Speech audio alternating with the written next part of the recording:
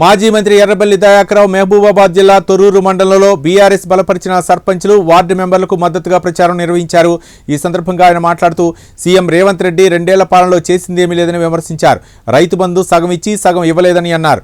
పింఛన్లు 4000 ఇస్తానని అవి కూడా ఇవ్వలేదని ప్రజలు ఇక నమ్మే పరిస్థితి లేదన్నారు ఎర్రబెల్లి దయాకర్రావు।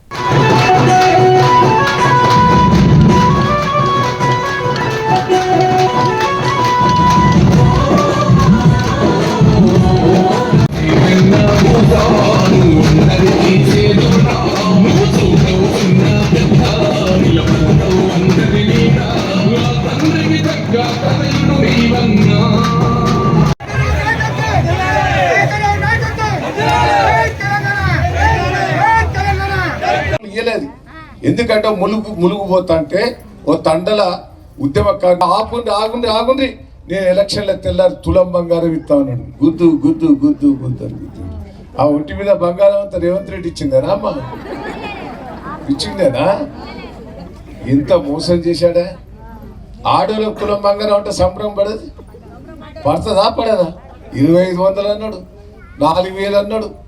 మహిళలకు తులం బంగారం అనేక పట్ట గుద్దిన 2 ఏళ్ళు అయిపోయింది। ఒక్క పని చేసిండా? అంటే ఏమంటాడంటే బస్ ఫ్రీ చేసిండు అంటాడు। ఇనమ్మా ఇను బస్ ఫ్రీ కూడా అన్నాడు। ఆ సన్నోట్లకి ఇత్తడేమని ఆశపడ్డదు, అది కూడా బోనస్ ఇచ్చిండమన్నా। ఎందుకు ఇట్లా మోసం చేస్తాడు?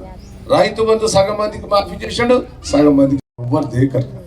ఆ 2000 ఇచ్చి గౌరవం ఇచ్చిన కేసీఆర్ గారిని పెద్ద కొడుకు అన్నారు। పుట్టోడు రేవంత్ రెడ్డి ఏమన్నాడు? 4000 అన్నాడు।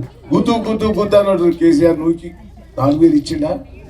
ఏమొచ్చినట్లున్నాయి మీరు చూసుకోలేదు సార్, ఇచ్చిండా 4000?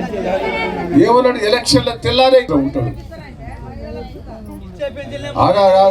మహిళలకు 20